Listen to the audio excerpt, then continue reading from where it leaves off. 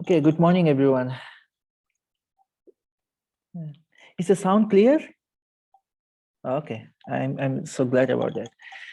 Okay, so time flies. So we are now this is our end class. So today we are going to discuss a very interesting topic about dependent origination and the concept of emptiness. So I open my slide. Okay. So is everyone understand that dependent origination, right? So do you have anyone have any reflection at this point? Any kind of question or something?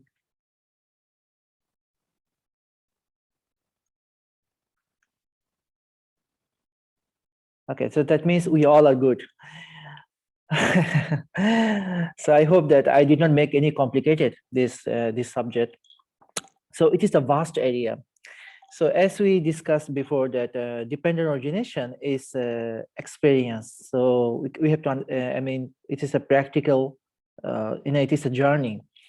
So in this journey that we need to understand by ourselves. So we just have this instruction, but the rest of the work we need to do, by ourselves. So today we are going to discuss about the concept of emptiness and the heart of the dependent origination. So I think that is quite a emptiness, maybe, yeah. Is any? So I think the emptiness is a bit interesting topic. And a lot of Buddhist schools and Buddhist tradition, they discuss about emptiness a lot. So before you go to the in-depth, we need to clarify actually what is emptiness. So emptiness is, I mean, empty for what? So is there any kind of reflection? Anybody want to say something about that? You are welcome to say.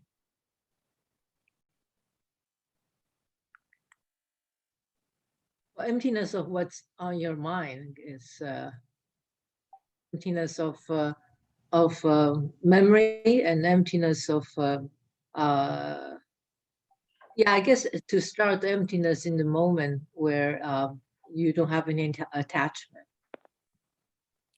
Right. Exactly. It is the way actually. So yeah.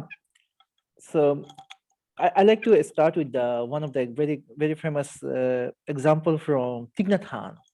So he's a very popular Zen master from Vietnam.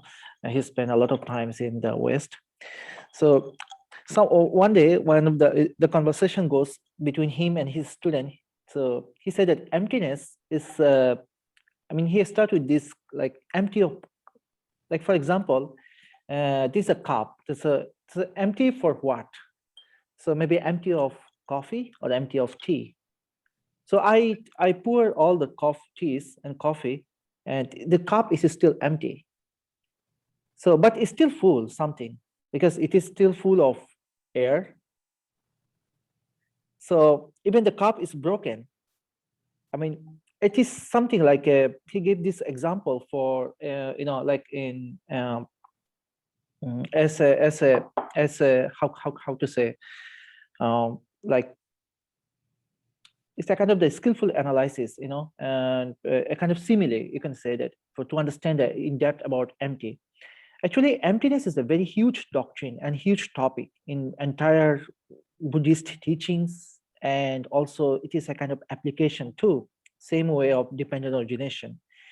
So the interesting thing is that understanding dependent origination, it's also reveals that realized emptiness.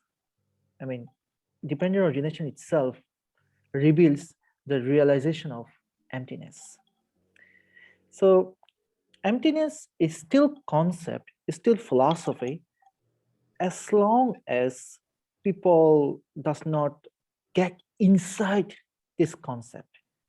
So it is a huge topic, as we discussed before, but we try to make it a bit simple way to understand what is emptiness and how it related to dependent origination.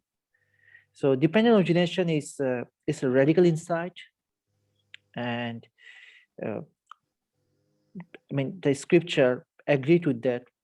Those who realized or who sees the dependent origination, he can understand the truth or dharma. So the term dharma also same way we can explain, we can translate into many ways, many different, I mean, many different translation.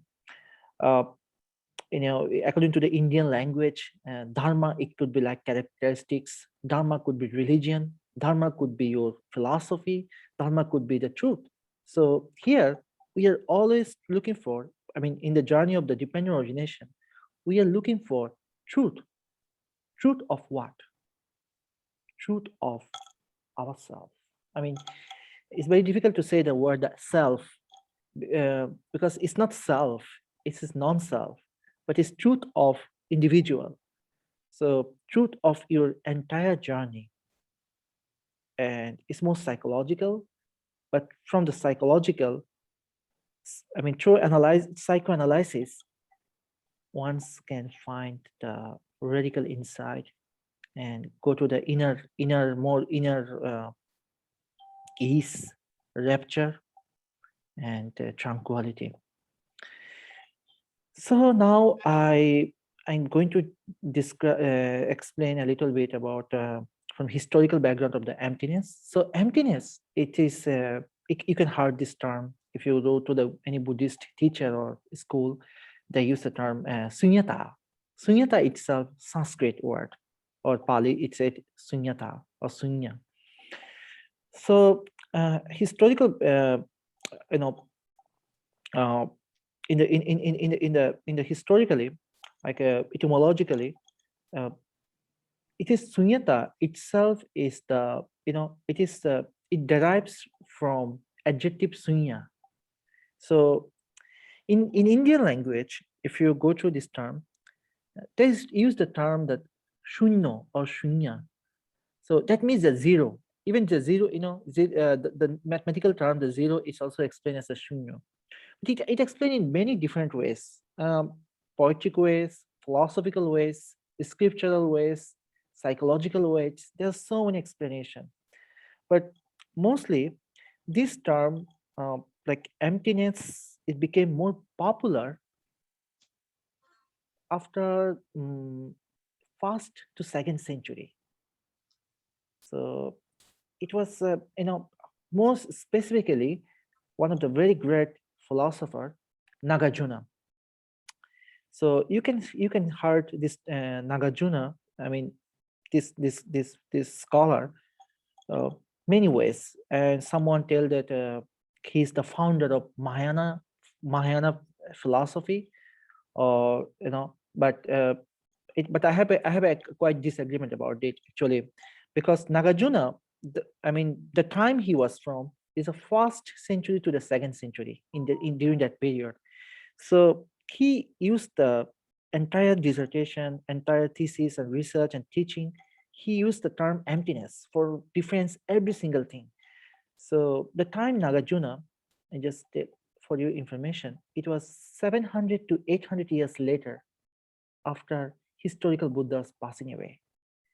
So, but yeah, he used the term, he make it more popularity, and it's a bit metaphoric way. He start to explain and make it more understandable. Maybe in this time, in this India, maybe ancient India, the time maybe first or second century, the time demanded this way of teaching, probably. But it was very popular during that time. So I have a little bit argument about when the some scholar say that Nagarjuna was the founder of Mahayana. But my understanding is that, I mean, Mahayana, this tradition, like the term Mahayana, it came the later on actually. It's mostly third century to the fourth century. But Nagarjuna mostly the I mean, Madhyamaka school. I mean, the tradition he initiated in this during that time is known as the Madhyamaka. Madhyamaka means the school of middle way. So students and followers of, his Nagarjuna, they emphasized the teaching as the school of middle way. I mean, in another way, we can say the Buddha's teaching was introduced as the school of middle way.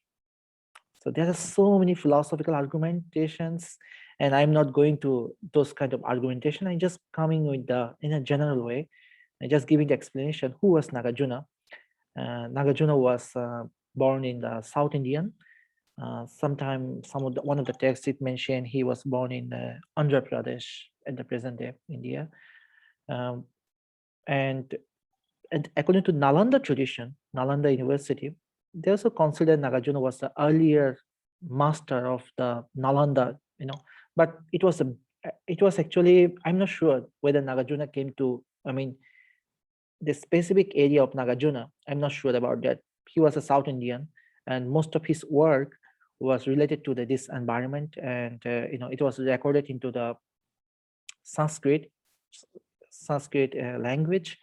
Uh, yeah, so the time frame was 150 to the 250 approximately, which we're not sure actually, but first century to the second century, it was a time frame. So during that time, another thing, that it was a huge philosophical argumentation between the Buddhism and Brahmanism. So Brahminic scholar like to defend the Buddha's teaching in many ways. Maybe sometimes they put into the maybe like they explain the self, non-self, or three characteristics of teaching. Maybe it was a bit manipulation started. So Nagarjuna, he came and he used the term emptiness to defend all the philosophical argumentation. So he used a very strong uh, statement in his text, the Mula Madhyamaka Karika in Sanskrit, but in English the text named the Strangers of Middle Way. It was very famous book. So in this text, very strong argument, Nagarjuna said, Sarva Jushti Praharanam Sunyatam Tam Prachakmahe. That means, I'm sorry that I speak Sanskrit, this one. So it means like emptiness is a elimination of all wrong views. It's very it's very metaphoric way. How can emptiness, it can be how do emptiness can be get rid of from all wrong views? How? But he spoke, he gave this statement from ultimate point of view. So there are apart from, as we all know, that Four Noble Truths, we all know. So Four Noble Truth, it explain about, discuss about that suffering. Number 2 is the origin of suffering, the cessation of suffering, and number 4 is the path, that cessation of suffering. But another truth is that two truths in the Buddhist philosophy, it explained. One is that conventional truth, and another one is ultimate truth. One is conventional truth, another one is the ultimate truth. So conventional truth, just for your information, that it explained from the, like what makes sense, what appearance, in the present day, we can prove it. And it's something like a materialistic truth. You can also can explain. But ultimate truth, the nirvana, the concept of nirvana is the ultimate truth. So as you know, concept, the nirvana itself is not really it's not really that sense like we can be see, or we can obtain. We can be obtained. Actually, it is a mental state of the ease, lucidity, inner peace, or rapture, or I mean, you can say that sustainable peace. That is the nirvana. But nirvana, I can't be, you know, we can't be like, it is not a realm. It's not a realm that we can be, and after we die, we go to the heaven or hell. It's not like this. It is just state. But in Buddhist way, I appreciate the Buddha's teaching. I mean, there's nothing about that. He did not mention anything about superficial way. He said nirvana is a kind of mental state. We can obtain the state of nirvana right now, right here, through our cultivation, through our practice, to penetrate into the truth. In other way, we can say that to understand or to realize the entire teaching of dependent origination. So dependent origination, as we know that we have the practical one. That one is in our very first class, we discussed theoretical aspect and practical aspect. So theoretical aspect explain about cause and effect, mostly about karma, and practical aspect is analyzed by 12-fold links. So these 12 links start from the ignorance, mental formation, and namarupa, mentality, materiality, consciousness, and goes, then birth and death. So because so we can see the 12 links. So, and 12 links, it has two sequences. It's forwarding order and reversing order. So forwarding order, by explore from the forwarding ordering aspect, we can see that origin of our dukkha or suffering, and reversing order explored how to get rid of from suffering or dukkha. So this is the dependent origination. This is a journey. This is the practical, it is a practical way of the how can I say that it is a journey. That's all. So nirvana is the ultimate truth. So sunyata, somehow, it is another form of nirvana. Sunyata, like emptiness, but it's a realization. So now we're still in the kind of the philosophical. I mean that historical overview of emptiness. The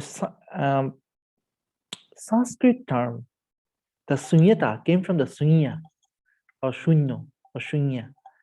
So Sanskrit is a kind of the Pali and Sanskrit. If you understand that South Indian language, I mean Indian language, or Indian subcontinent, like Pali, Sanskrit, Hindi, Bengali, Nepali, even the Sinhala language too. They have a it's not like a English, like it's have a one word have a few words together. So, for example, like sunyata it is a sunyata. It is a noun, but it came from sunya. So they have some etymological aspect, and origination, ontological explanation, etymological explanation, and also philosophical explanation. So each of the word, it can explain in many ways, actually. Yeah, it's very old language. They have many in-depth meaning. So literally, but this term sunya, it means like relating to the swollen. So sui or sui, it's the root term of sunyata or sunya. It means to have expressed the idea that something which looks swollen from the outside is hollow inside. That's very interesting, actually. But yeah, if you can reflect, you can you can you can you can you can you can explore the meaning a lot. But I'm trying to explain to you one by one a few terms. I give example. In the historically, also Indian language too, sunyata, it can explain as a loneliness too. So many of the literature, many poetry, they mention the term sunyata. Like most of these songs, they say that I feel empty. It's more like romantic song, sometimes like a philosophical way. Folks, it mentions sunyata, like I feel everything like empty. Someone is missing someone. He feel empty or loneliness. So sunyata, we can explain as like loneliness, which is one of the explanation of one of the translation of the sunyata. It's one way, and it also can explain as like a solitudeness, solitudeness, like a rootless rudder, something like a, at the middle of the ocean. If you bring the boat, so you don't have any sail, so you don't know where should go. It's like a rootless rudder. So sunyata, I mean, he doesn't know what direction he needs to go. So sunyata, sometimes we can be translated as dissolutedness. So another way of explanation of sunyata, it is like a absence of mind. So maybe you can say that sunyata, in lack of heedfulness or in lack of mindfulness, that is also sunyata. So mindfulness, as we say that we translate as translate from sati, Pali and Sanskrit term. Sanskrit is siti, Pali is sati. So mindfulness, it's incorporated by concentration and wisdom too. So in somehow like sunyata, in another way of explanation, it can explain like a absence of mind or in lack of mindfulness. So okay, sorry. So like in this picture that you can see that I mean like this car is not the right direction. So we can easily see that maybe he is going to do something, some maybe it's potential have accident or something else. So obviously it is the lack of mindfulness. But according to the Indian subcontinent, according to this language, this term sunyata also can be explained in the absence of mind. And another one is very my favorite one. Sunyata can be explained as a, like illusionary nature. So it's very interesting. Like sometimes we see our mind, like last time, maybe last week, we can share this picture like perception. When you talk about perception, like 6 and 9, somebody can see 6, somebody can see 9. Here it's the same.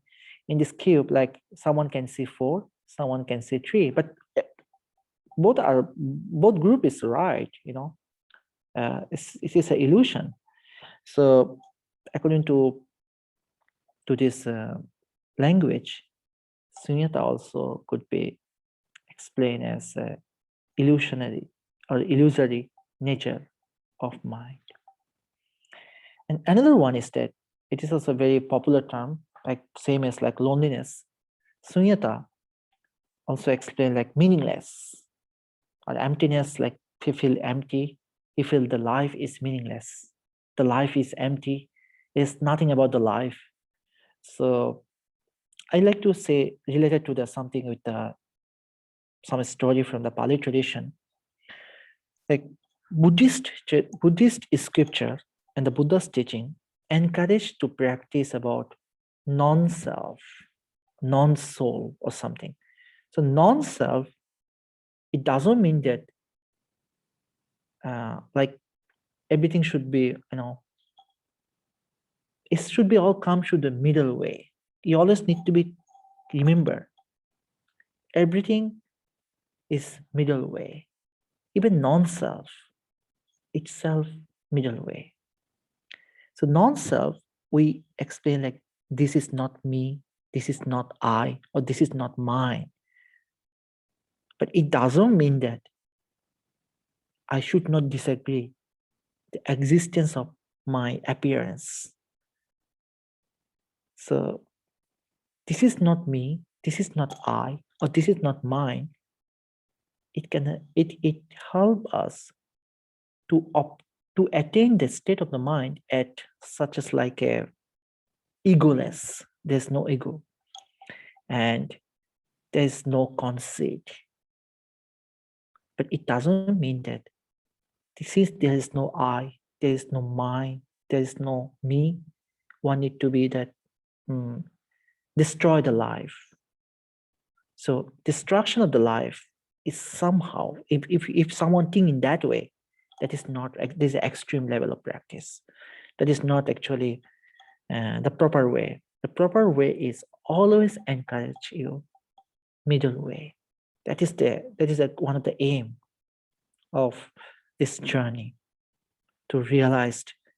So middle way is very, very important. I read this commentary for a few weeks ago, the Satipatthana Sutra, the four foundation of mindfulness. One of the commentary, it's very interesting. Like it mentioned that some of the disciple of the Buddha during his time, long time ago, they have a deep practice, deep realization, and they feel empty, they feel non-self themselves, and they are going to commit suicide. It's very interesting. That is interesting example there. And that they share their conversation between them. They say that we did not feel like any meaning with the life, any meaning with the practice. So we feel everything is empty. So okay, it's no meaning to keep this life.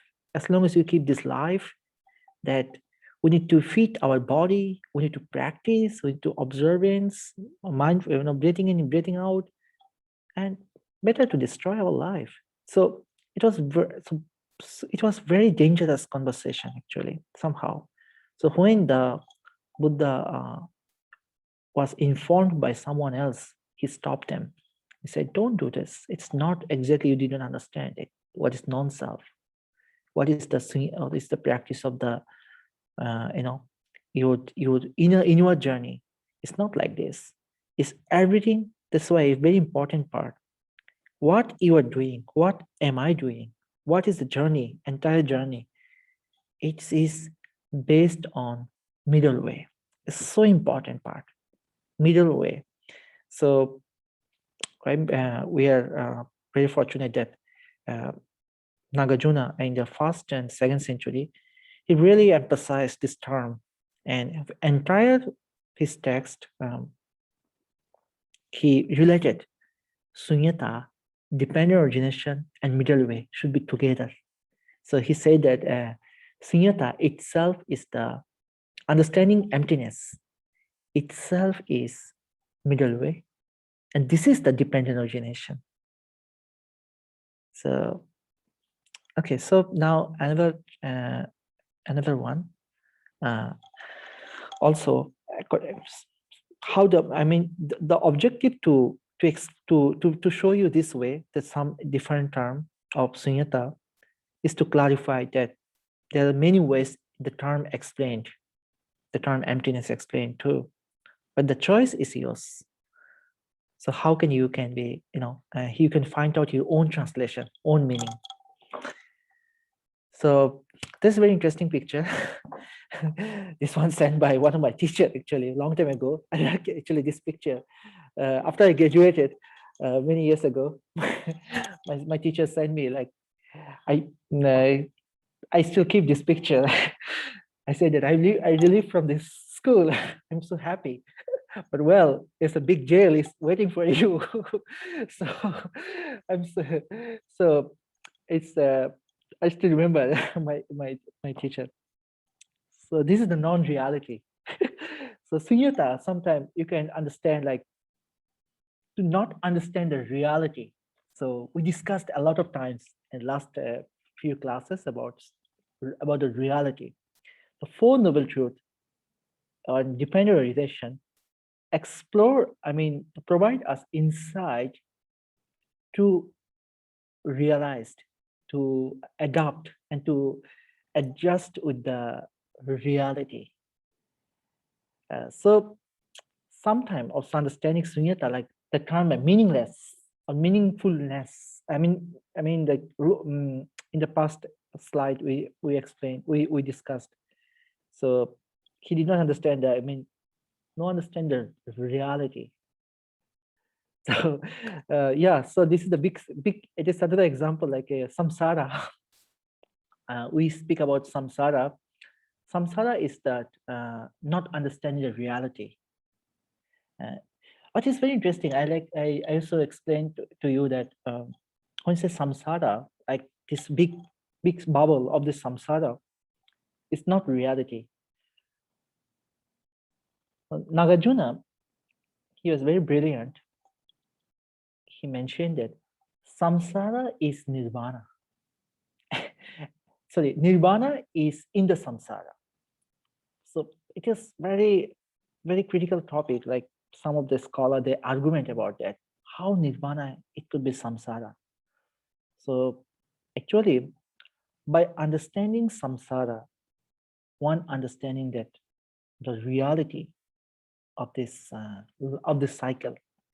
So we can see the cycle like from our 12 links. We can see the whole cycle, and which started from the ignorance, and ignorance, mental formation, mentality, materiality, consciousness, six sense doors, um, and contact, feeling, craving, clinging, becoming, birth, the aging, and death.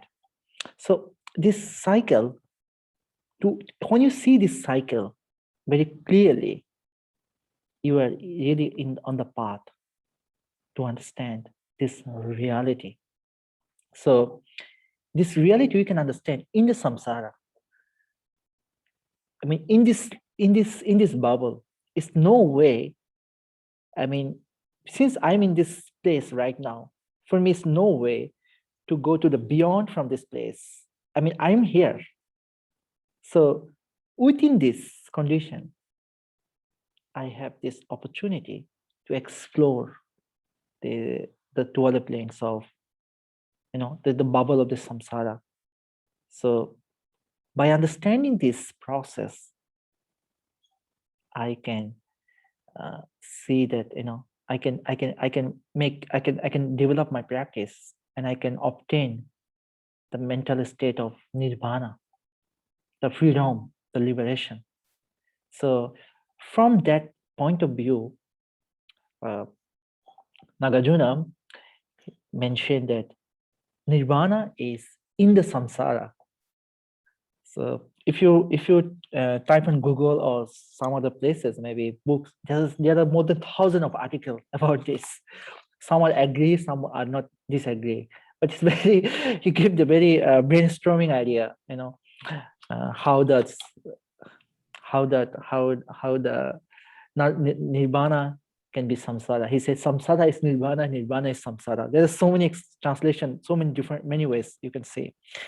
But for just information that sunyata, sometime for maybe from the conventional aspect, sometimes some of the scholars, some people, they understand as a non-reality.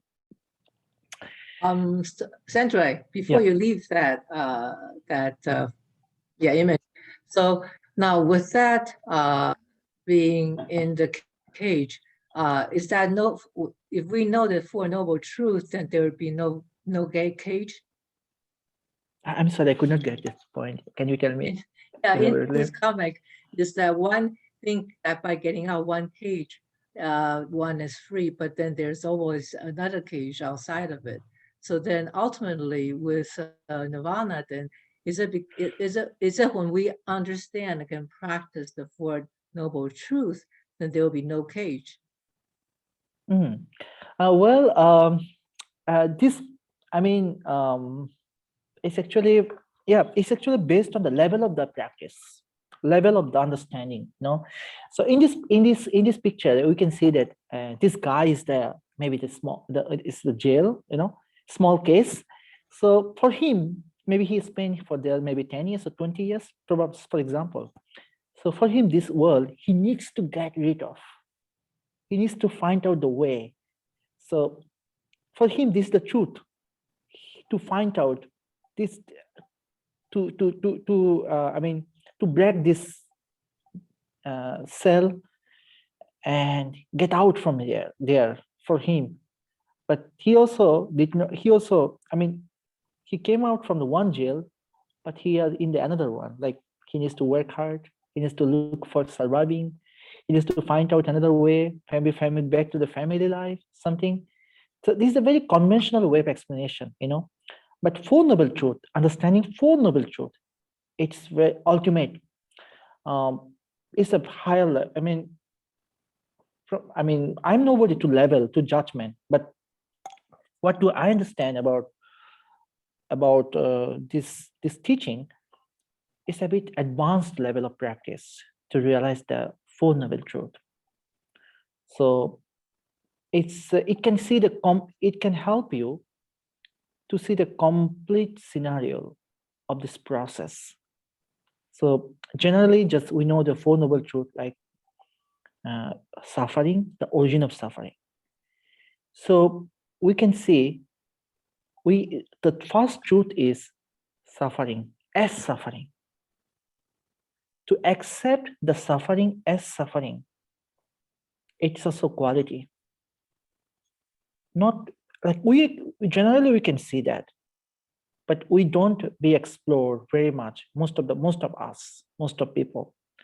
But to accept the suffering as suffering, to see the suffering as suffering, to see the process, to see the life at the present moment as the life, as the journey. That is the very crystal observation. Then, if one see that identified, this is the suffering, this is the problem, then he look at very carefully the root of the problem, the root of suffering or dukkha. So the 12 links of dependent origination, it is the one method, one formula that was introduced by the historical Buddha. And he mentioned that through analyze the 12 links, you can also going to the forwarding order, you can see that root of suffering. Again, I tell you that the 12 links, it can be the 13 links, it can be the 20 links, or it can be the 100 links, or it can be the 4 links, or it can be 1 link. But 12 links is a standard format, just a standard format. So you need to find out what is your truth. This is just a standard format. Just let your information. It is actually a journey. It is a retreat. It is the lifetime journey. That's all, and that's why that obviously that it doesn't mean, we have to realize, we have to be very careful that never be forget this journey based on middle way. There's no extreme level, just middle way observation. Sometimes we go very extreme level, it never be help out. We can't see anything clearly. Even so, this basic idea of middle way can drive us to go to see the fact very clearly. So this Four Noble Truth itself, the dependent origination. So you can say that origin of suffering. Then the number 3 and number 4, you're working for how to get rid of from this problem. So we can go back to our standard format of dependent origination, that 12 links. We go from the reverse side. So we see how to break down the links. One is that we start with the origin of ignorance, mental formation arises. And the cessation, the reversing side, it said, with the cessation of ignorance, mental formation cease. So we can see all the links, very one side is the origin, another reverse side, is cessation. So again, dependent origination is the itself Four Noble Truth, and that is obviously is the real to understand it. I mean, to see the reality as it is or as they are. So it is a skill, understand the reality as the reality that is the reveals that I mean, yeah, it is a journey actually. So the next is that this is our translation, that like sunyata is emptiness. As in this term we are using the term emptiness. So the emptiness is, as Lichin in the early mentioned, that emptiness is the in absence of self, was revealed non-self, empty of self. So we always can ask to ourselves, like, emptiness for what? Is emptiness? It's it is one of the you can say one of the metaphoric terms somehow, like nirvana too, metaphoric terms too. But from the metaphoric, from the imagination, we bring out into our practice, and you can obtain that state. The state of emptiness is non-self, or this is paramount, and also it is the highest form of practice. So here is empty is very interesting, like as we discussed, Thich Nhat Hanh, this example. So empty of water, but after we empty of water, and we can say it is empty for what? Empty for water. But the cup broken, this was empty. It's nothing is actually, it's another thing we can say, emptiness is another form of impermanence. It's talking about the, I mean, it can help us to understand the nature of impermanence. So that's very, we can discuss the impermanence in many ways. But the reality is that impermanence, to accept that it is the reality, the nature of life is impermanence, as impermanence, that is also another level of practice. So this is the truth. So 3 characteristics I mean, the Buddha was sorry, introduced. There are the 3 characteristics. So it's always said the 3 characteristics of Buddhism. They are impermanence, suffering, and non-self. Then you can say the truth of impermanence, the truth of suffering, and the truth of non-self. So, sorry.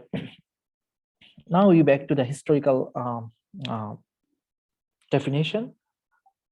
What the Buddha said about the emptiness. So actually, the term emptiness, we can find many ways, many several discourses, from the Nikaya Pali tradition and Sanskrit tradition too. Sometimes some of the people, they misunderstand that, okay, emptiness probably was introduced by Nagarjuna. Actually, Nagarjuna, he developed this concept, but based on earlier tradition. He did not deny, actually. So I like to share a little bit about how the how the Buddha said about emptiness. So Buddha had a one-time conversation between his attendant Ananda.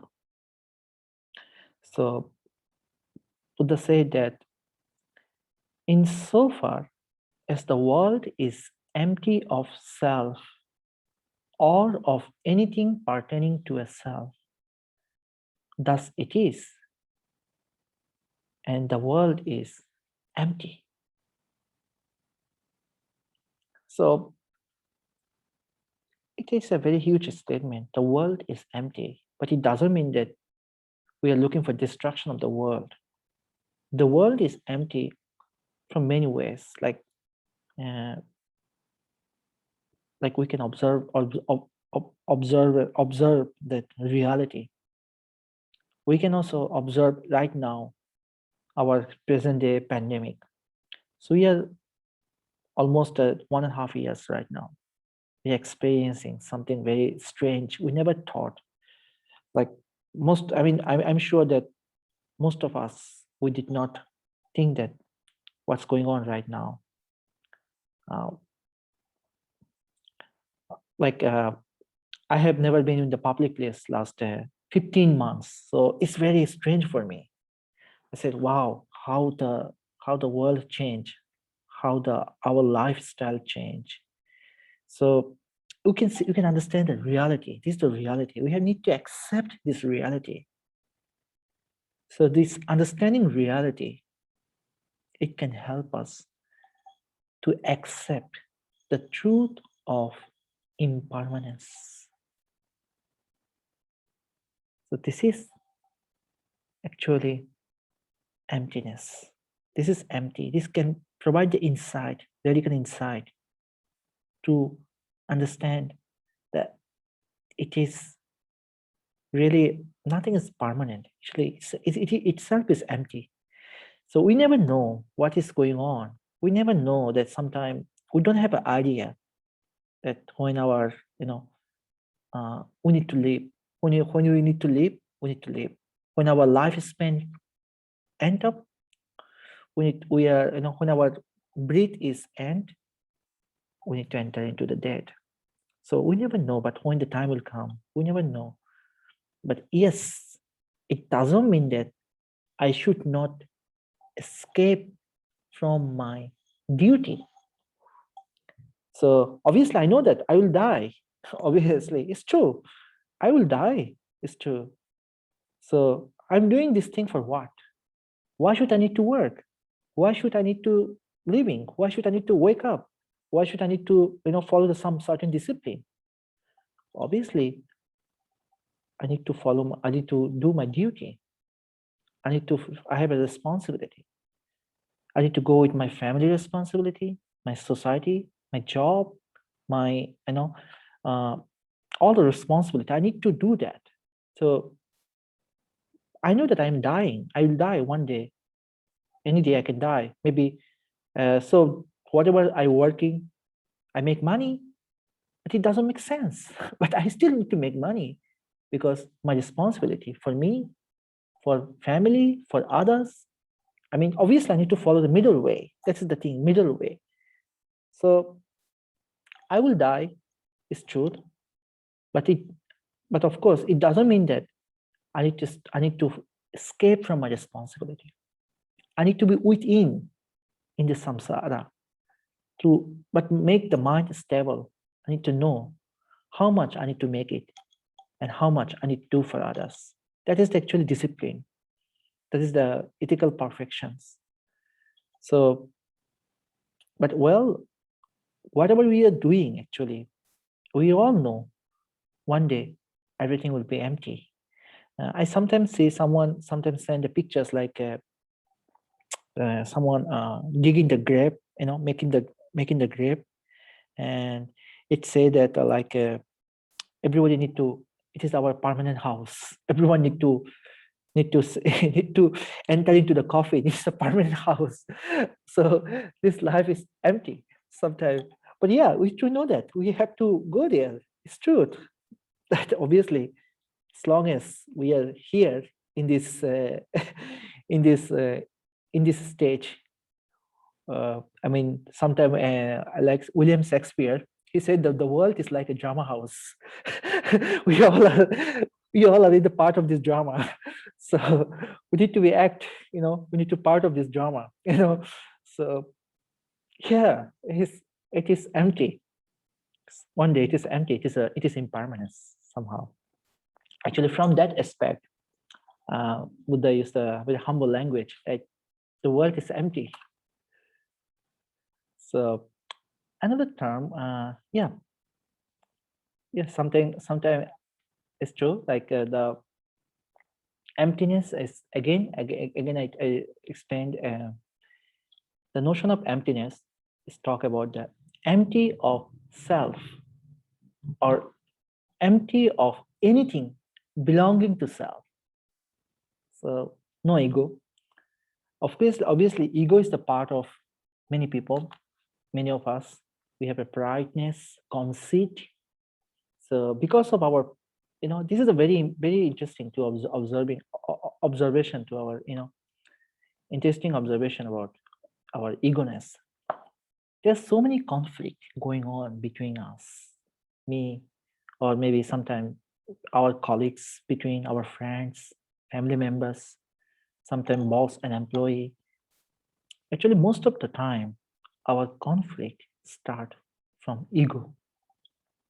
Our ego make us more conflict. So yeah, so when you see the reality of this, maybe this is the exercise. You can see this, by from the 12 links, you can see that. Sometimes, most of the time, we can find the root that it is the ego is the root cause. Maybe I don't want to be humble, or my colleague doesn't want to be humble. Maybe both of us doesn't want to be humble. Sometimes one side need to be stopped. That can stop this conflict or fighting. So most of the time we can see this the ego. So ego is sometimes when it's too long. This picture actually means a lot. Actually, it cannot find a way.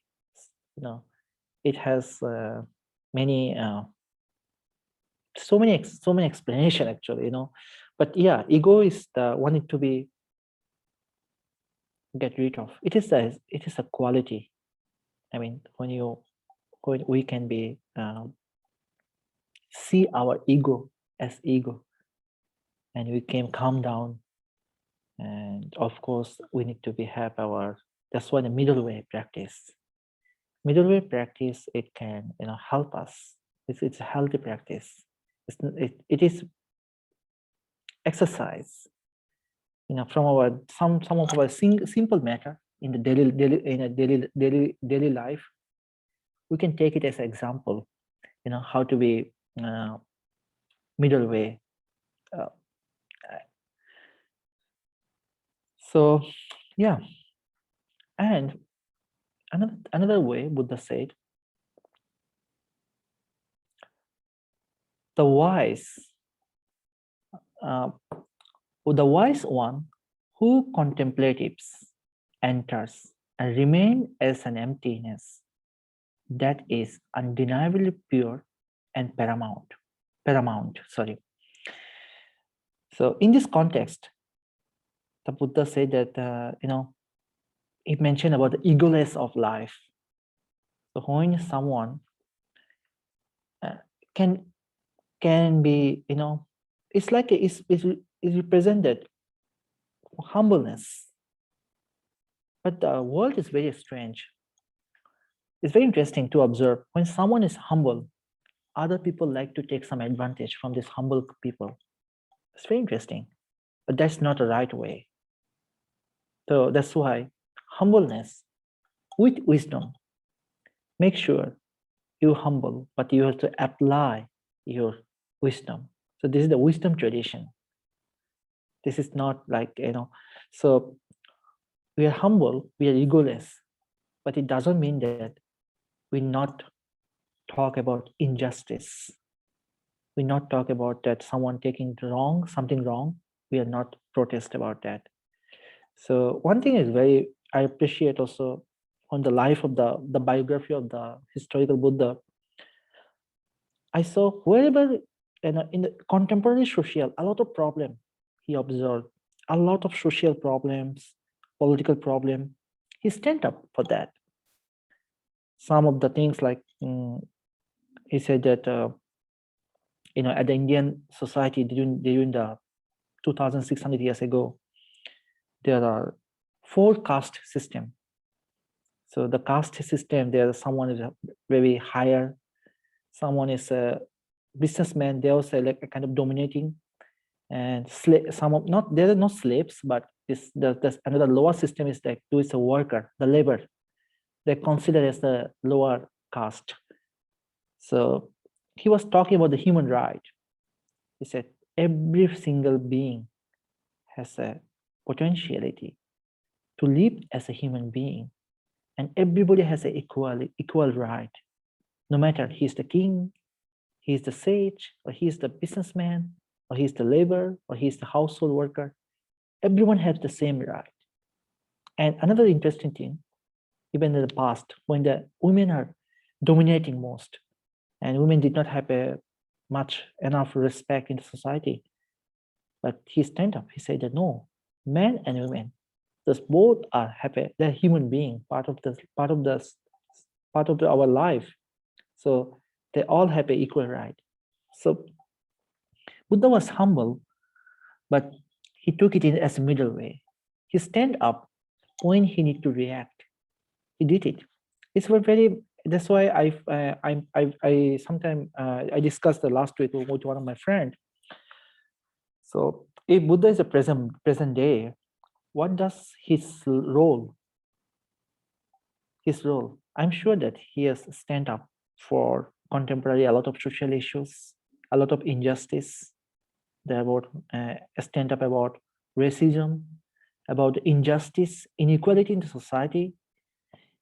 He will stand up. But well, I remind that everything should be, the middle way, based on the middle way. Someone is egoless, somebody is humble, but it doesn't mean that he should be accept some others uh, unlawful action. So it is a based on the quality of practice. He should be speak up on the matter and subject, and some of the unequal action. I'm sorry. So yeah, so in the entire Pali tradition and Nikaya tradition, so Sunyata, we can see that there's a three perspective. The emptiness word was explained. So one is that treating it as a meditative dwelling, or consider as a meditation, as a meditation symbol. Number 2, as an attribute of object. And number 3, as a type of heedfulness release. So actually, sorry.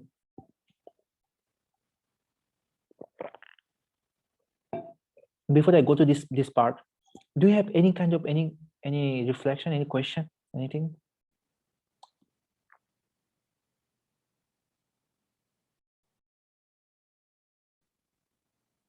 Well, you would say humbleness. I don't remember doing the 12 link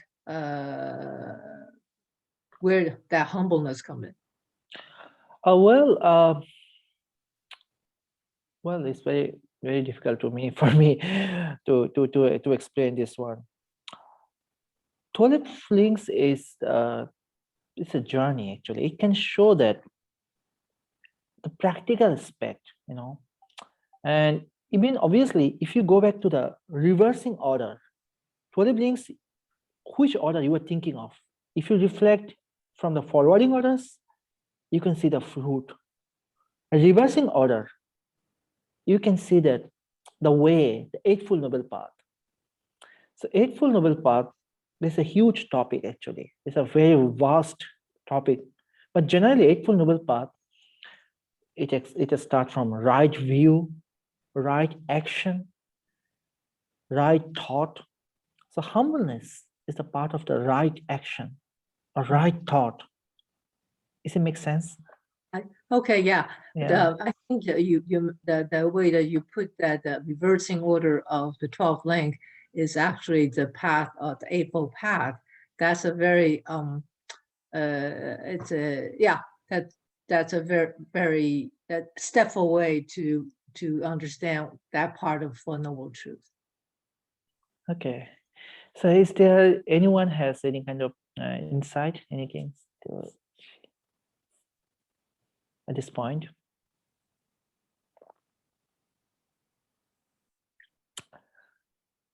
Okay, so if not, then I just move forward. That I hope that I'm not making you guys boring. Sometimes no question or nothing. So that means that okay, everyone understands. I finished my job. It happened to the classroom actually. Yeah.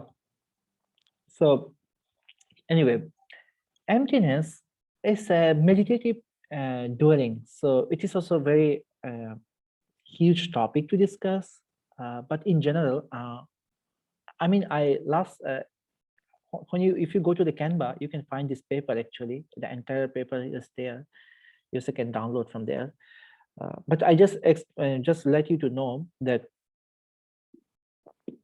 the main part from the discourse is Buddha said, it is a clear statement could be found from the Buddha's word on emptiness when Venerable Ananda wanted to confirm of his earlier hearing whether the blessed one joyous meditative dwelling of nothingness was correct or not. Actually, Ananda was asked to the Buddha that how do you practice of meditation? So I mean, what are you feeling from your meditation? I, so Buddha said that it is the meditative dwelling of nothingness. So it was totally correct what you heard. And the dwelling of nothingness, that means he is in the empty state of the mind that is empty of producing new craving or clinging. So in absence of craving or in absence of clinging. So now you can be asked the question now, why the Buddha need to meditate? Because he's the Buddha. Why he needs to meditate? Still he needs to meditation. Why he does it? He did it.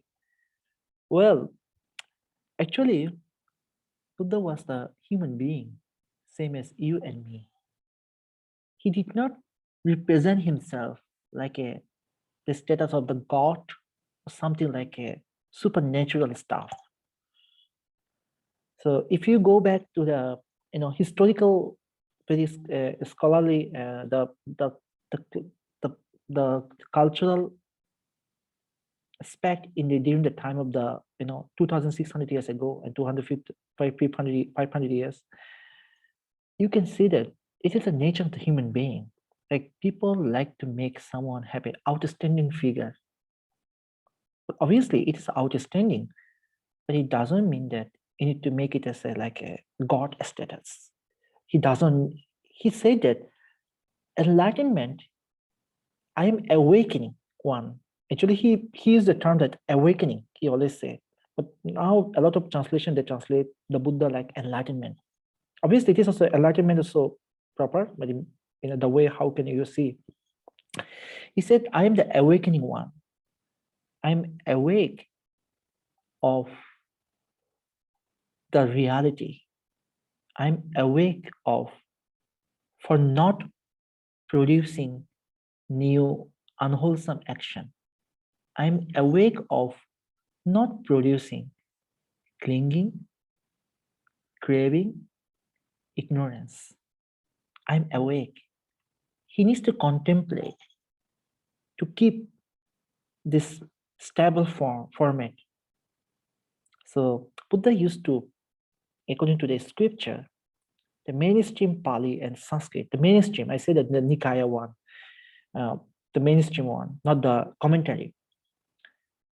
You can see this thing that he used to practice meditation. It normally comes to, for me also, like many people, they think, why he still need to do this meditation? Why he still need to practice about that? Actually, he needs to do this. He's still, I mean, he's aware of the situation. He need to contemplate. And from his experience, what he learned, what he noted, what he make notes, he shared with his followers. So during that time, there was not written tradition, actually, all oral transmission. We can't find the record of the written. So he needs to, maybe Buddha need to make a notes. How can he describe this teaching to his people? Even also teaching, he needs to meditate. He needs to preparation. What he was realized. But in many ways, we can explain this part. But yes, he said that he was humble. He was a meditative dwelling of nothingness, or sunyata viharana, he said this term. And he kept himself like deep contemplation of, and he observed that four foundation of mindfulness. The four foundation of mindfulness are the contemplation of the body, the contemplation of the thought, the contemplation of the feeling, and the contemplation of the phenomena. So he emphasized this four foundation of mindfulness, and we can do it actually in our daily life. So when you say meditation is we have divided generally two ways. One is that meditation of the concentration on one pointedness, we say samatha, and insight meditation, that is the vipassana, seeing inside as it is, the deep observation, insight meditation. So samatha is the beginning state. Samatha is the concentration to the one point. One need to focus and develop the focus. After developing the focus, one can start to go to very deep inside. One can see that feeling as a feeling. One can observe the feeling is rising up, falling. We have excitement, we have a happiness, sometimes we have a sadness, we have an upset, we have a very emotional factor. We can see that, but no reaction, just observance. Then we can develop how to stable the mind, how to react without reaction, how to go beyond from the conventional way of mental reaction. Just be stable, just tranquility, and ease is important. So our mind is is an inner experience. Just we can just say that like ups and down, a lot of thoughts, a lot of things comes, but it just, we need to be, the contemplation with nothingness. But obviously it's nothingness from producing new craving, new clinging, new ignorance. Just stable with your understanding. That is a quality. So that is the difference between the ordinary mind and the awakening mind. An awakening mind is awake what he needs to do, what he doesn't need to do. But ordinary mind just react. It always forget from the duty. So Okay, yeah, sorry that I'm the only one who has questions every time. But in your previous slide, the word dwelling emphasized there. I have yeah, okay,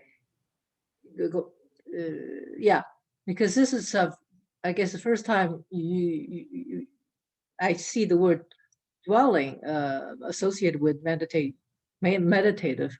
So is dwelling the inside meditation, or because dwelling again, I'm sure here every word is labeled carefully chosen. So the way that the meditation is being described as dwelling, because dwelling often associated with dwelling at a place or dwelling somewhere, dwelling as in a house. Uh, so so meditative dwelling, uh, maybe this dwelling means to be there. Um, I'm having some difficulty with this particular phrase. description. Well, it's Is kind. that relevant? But if it's not relevant, it's, I know I have sometimes asked a lot of questions and Well, it's fine. That well, it's the dwelling. Like it's obviously meditation is right here and right now. It is a. It's not about I sit down and I need to. Obviously, I need to go for retreat or train up. It's like our education.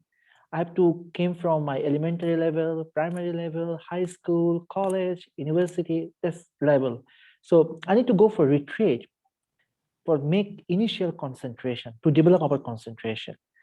Then I dwell in the state of meditation at any time. It's a right here and right now. So it is actually a huge conversation, but Liching, I just let you to know that this is the this dwelling is like you just dwelling with the. It's not a feeling. It's not a phenomena. It is a mental state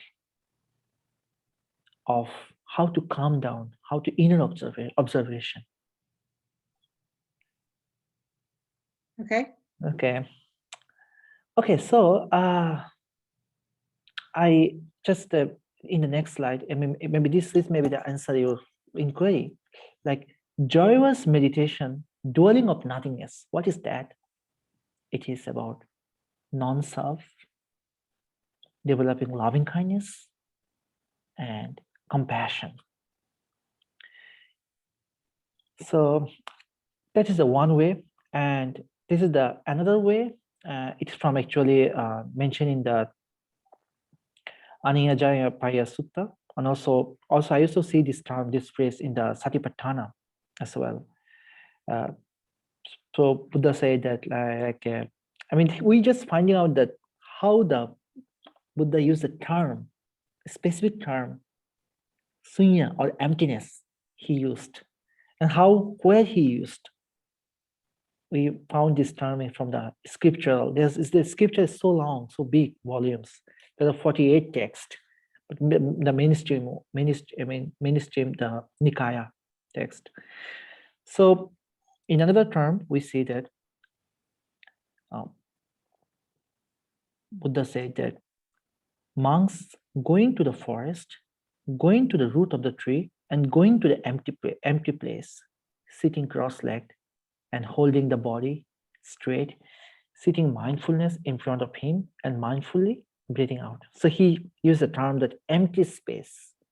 So it's also same, like to contemplate the mind without self and to train up the mind. I mean, obviously, we always have the mini story.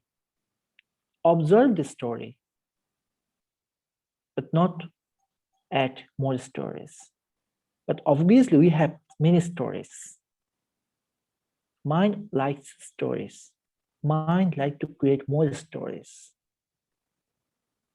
But in this term, like we are the mind Obviously, mind is like to create, but mind watching the mind. So, so mind watching the mind from 360-degree angle. So here you watch it, but make sure you are not producing new story. So emptiness in this way, it can be as an attribute of object.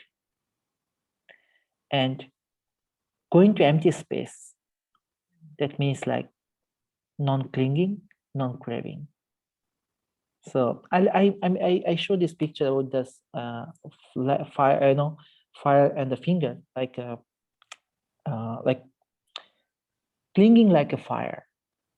So no matter the fire is small or big fireball, it can be destroy the whole city, whole country. So clinging is something like this, and craving too, clinging and craving like a fire. So from the small ball, it can be, it have a massive expansion. It can go, bigger and bigger.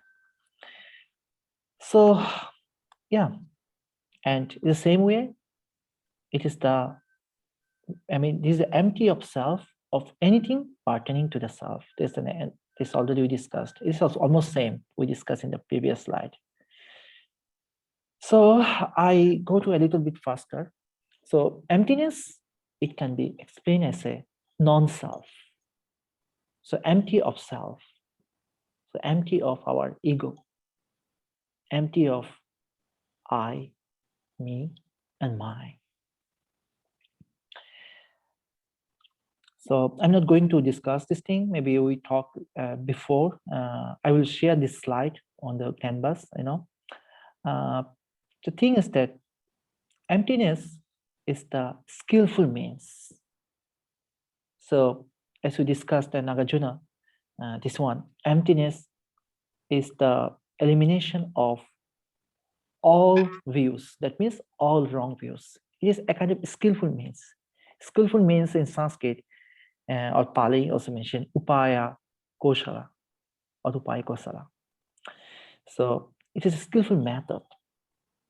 You can take these metaphoric terms, but make sure that how do you apply this concept? It is non-self. It is not. It is impermanence, and it also emptiness is a mental state. Sunyata is like a nirvana too. So as we discussed that Nagarjuna, he said, this is our main idea today. We are going to synthesize. Emptiness is the form of middle way, and this is the dependent origination. This is the emptiness, this is the middle way, and this is the dependent origination. So Nagarjuna, he said in the text of Mula Madhyamaka Karika, this is a very famous text, one of the very popular text in the Sanskrit literature. He said, whatever is dependent arising, that is emptiness. That is dependent upon convention, that itself is the middle way. So we discussed already a lot of matters. So if you reflect our earlier conversation, you can see that, yes, this is the middle way. Actually nothing. This is we can say that practical form of dependent origination. We know that it is go for the root of our suffering. And the initial one, the forwarding orders, and reversing order, anuloma, it talk about the how to cessation of our problem or suffering. So in the reversing order, by explored and by experienced, we can say that whatever is dependent arising, that is emptiness, that is dependent upon convention, and that itself is the middle way. So, and another one, Nagarjuna, very skillful to explain about that. He said, emptiness is non-proliferation, or that is the empty of samsara. So now we can understand that empty of nothingness, non-proliferation is the term, that non-proliferation. So there is the one term, proliferation. That is the one, mental proliferation or prapancha. So non-proliferation, that stop to create more story. So it is our mind, human nature. What is the proliferation? It is our. I'm showing that proliferation is our human nature. It's the entangle of the thought. There's so many thought. It's like so much thinking, but our mind like to create story, make it more tangle and entangle. More story, we can create it. We have many inquiries, many questions, many investigations, many things. We are wandering mind. Sometimes it also mentioned as a monkey mind. So emptiness is non-proliferation. So non-proliferation is said niprapancha or nipapancha.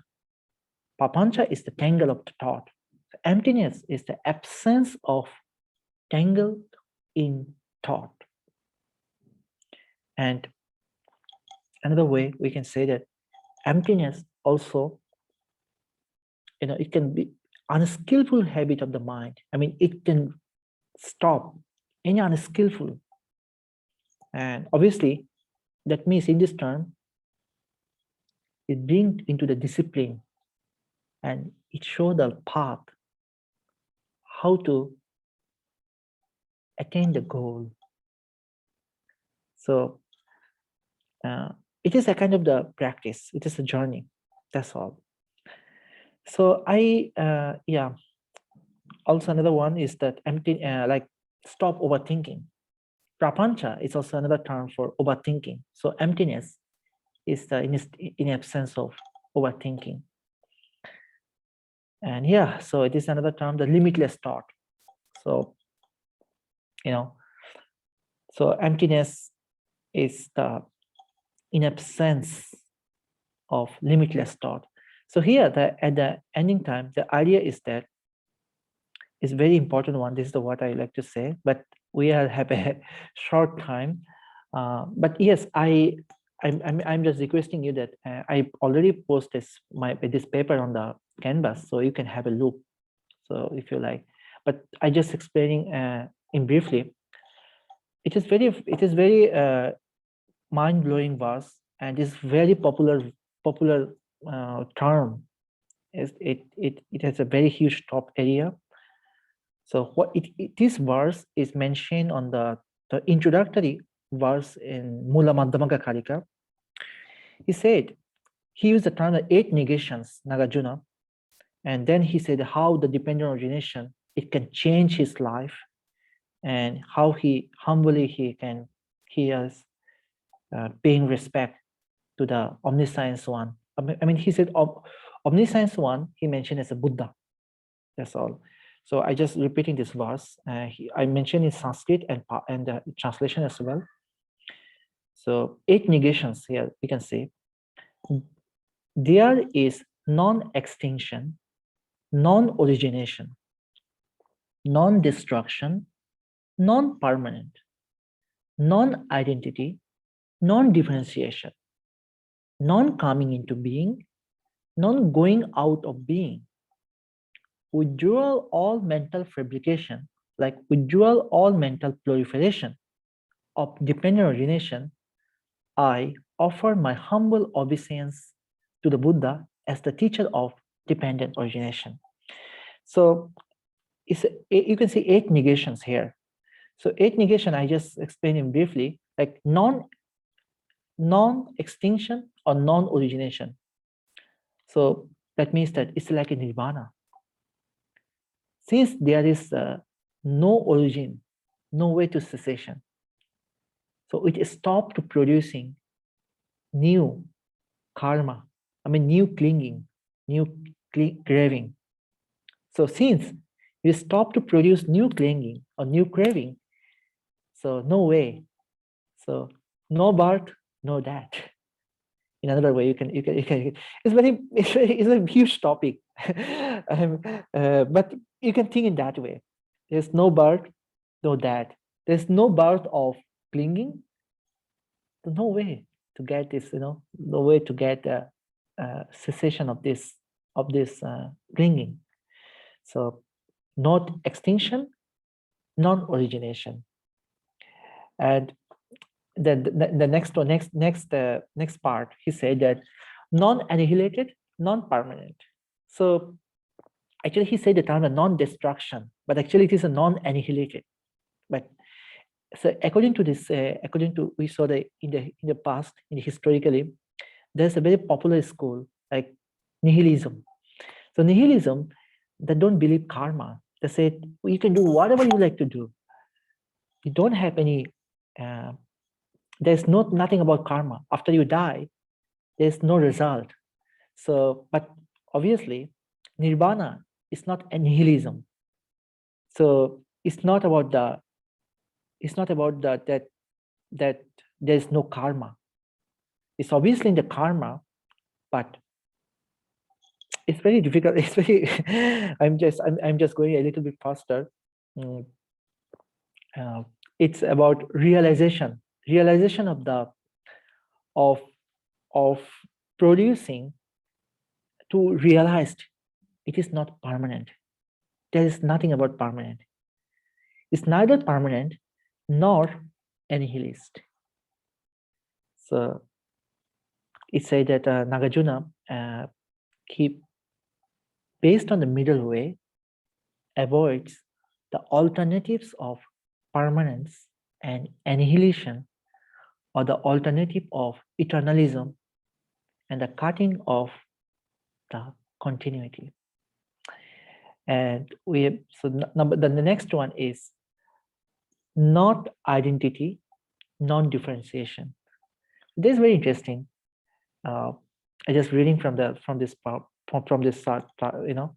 point. The third set is not identical and not different, or not one or many. And again, this is a set of related concept, interdependent concept, that is dependent origination.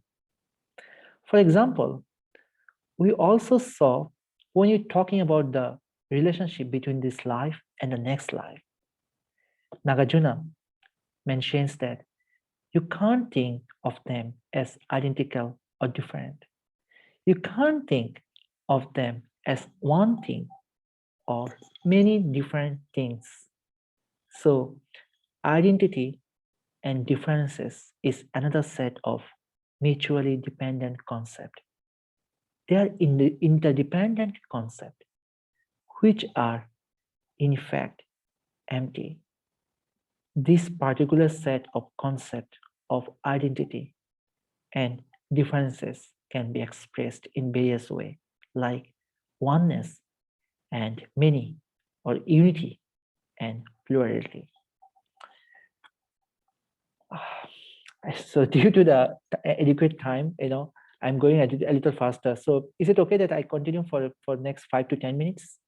Okay, I'd like to finish this concept. And the last set is not going, not coming. So if I not go to the, like for example, I'm intending to go to New York. So if I'm not going to New York, I have no way to come back from New York. It's a bit metaphoric. It's a bit make you many thinking like this way. But I hope I'm not. The Nagarjuna used these 8 negations to understand the term emptiness, and that is the nirvana, and that is middle way. So I like to say that, like, not going, not coming. So it's same like no birth, no death, no producing new karma, new clinging, not, I mean, in the same way, not producing new, when I don't produce new clinging or attachment, and no way to think about the for get rid of for eliminated all this clinging. And then she said that after in this entire verse, actually this verse is the key verse, like this based on this verse, his entire Madhyamaka philosophy, entire books and entire things are appeared. It is an abstract, So, but the main idea is that these 8 negations are give a brief idea of how I mean the definition of the nirvana, and also bring out the mind of non-proliferation or non-conceptual thought. That's very important. Our mind is proliferated. We are proliferated. That's why we need retreat. That's why we need meditation. Our mind is wandering, tangled in thought, tangled and tangled and tangled. It's rolling on, rolling on. It's endless or limitless thought. But this idea, like being out of the certain discipline, like to stop all this proliferation or proliferating thought. So it's very amazing way. It's very brilliant. I should say Nagarjuna was brilliant. It's still now, even 21st century, people are research a lot with this, with this thing. They like to. There are so many texts, more than 1,000 texts. I'm sure. So, but he is very humble. He said that I realize after having explored all these things, all the 12 links, we can see that how dependent origination is the very real, and it can humbly guide me the teaching to obtain the state of non-proliferation. That's why I humbly obeisance to the Buddha, who introduced and who is the teacher of the dependent origination.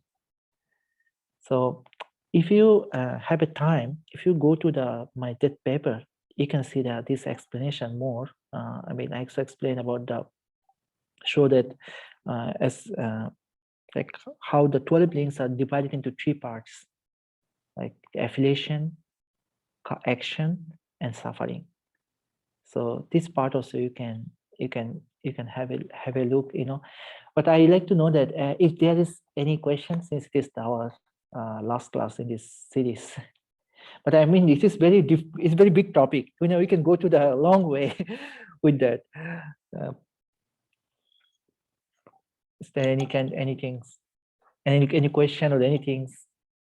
Hi, Samantha. Yes. Oh, hi, Sanjoy. Yeah, I was just thinking about this non-self. Yeah. Whether that could also, if you think about the non-clinging aspect to the concept of the 5 aggregates. So you have the nama rupa. I mean, is it that, like, okay, we have a body, I suppose, yeah, all the 4 elements, yeah, and then we separate ourselves, and then we have the fabric of the consciousness, which is dependent on an object, an external object. I mean, the consciousness cannot exist on its own entity. I suppose it has to depend on an object through our 6, the 5 senses, Right. and which is in fact our body. So that is our vehicle to make contact with the external world. And then we have in our mind, we have the proliferation. Well, first of all, you have at contact, you have all the other nama elements that you mentioned, the feelings, perception, and the feelings, perception, and the mental proliferations. Proliferation, yeah. Yeah, so we're clinging to that. attachment to that. So then we need the actual sati, the awareness, injecting that to make sure that's what we're always being aware of. And then you've got this thing about being in the present moment, and you're putting that in the actual moment, you know. But however, the present moment is always moving, you know, instantly. There's, you know, the past, the present moment now quickly becomes the past, and then there's no future, and oh, it's just mind-boggling. And so one wonders, yeah, I mean, you can't, you know, that you just have to live in the moment, as it were, because if you have a feeling of something, and that feeling will quickly, you know, it lingers with you in yourself, in your mind, unless you learn to let go and then go on to the next moment quickly. But it's a lot to do as a human being, isn't it? I can see why Buddha is Buddha. Yeah. Yes, yes, it is, you're right, actually. But it's also interesting, you know, that nama rupa is always together. It's never be one. It's like mind and body. I mean, mind and object. So it's not never be stay alone. So yeah, there's a lot of tools, a lot of exercise. You need to do it, you know. Yeah. Yeah, and it just seems to happen so quickly, and unless one is enlightened, it's very difficult. I think I need to sit on my cushion a bit more, I think, maybe. Yeah, practice. Maybe, yes, it is. Actually, it's always remind us to, I mean, this formula, this method, it's exercise, and it's being out into the one discipline. Like, how can you observe? You know, how can you go through Yes, inside? And we're really thankful to the Buddha, that very thankful that he presented this thing to us. Otherwise, I don't know that, I don't, but we still know that some format. How can you explore? mm, That that's that is the one of the, one of the yeah, our, his yeah. greatness, make us very humble that, he explored every single every Everything. single part. Yeah.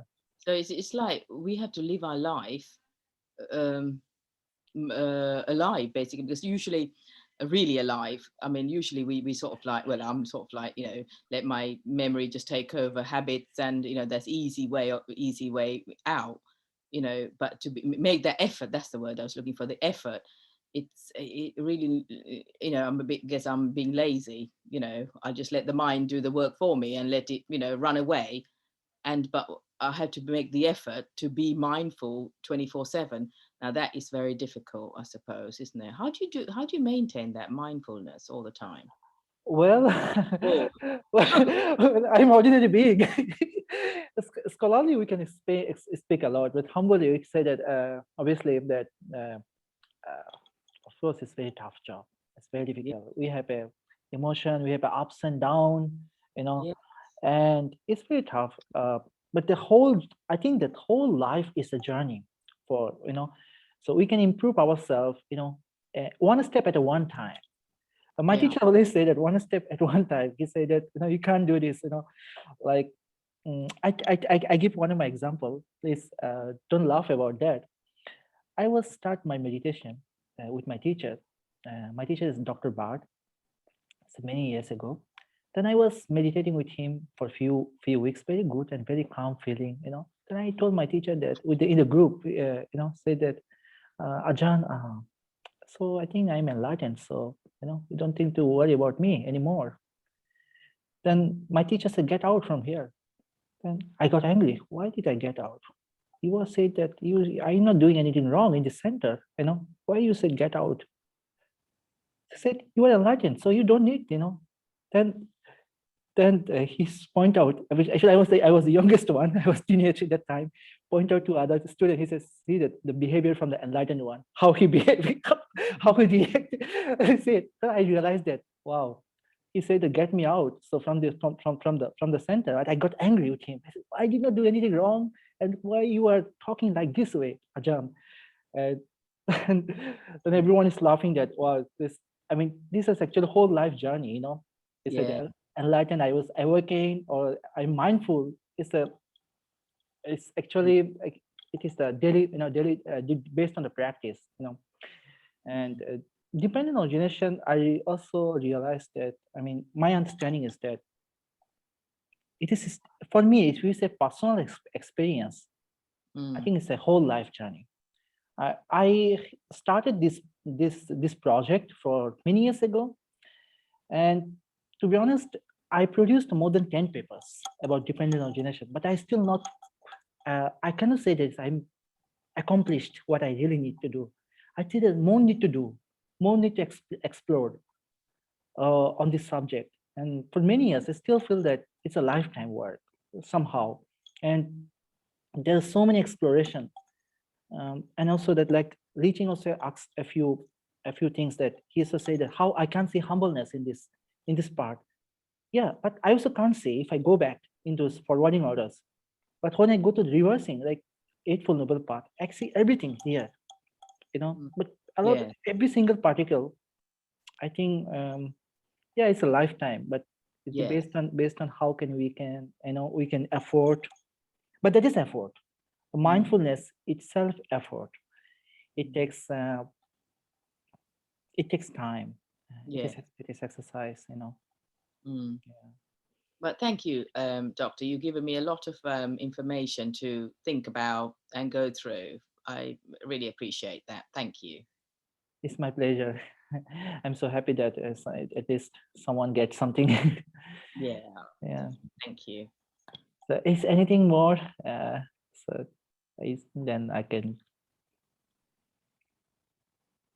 Is anyone I always have a question, Sandra.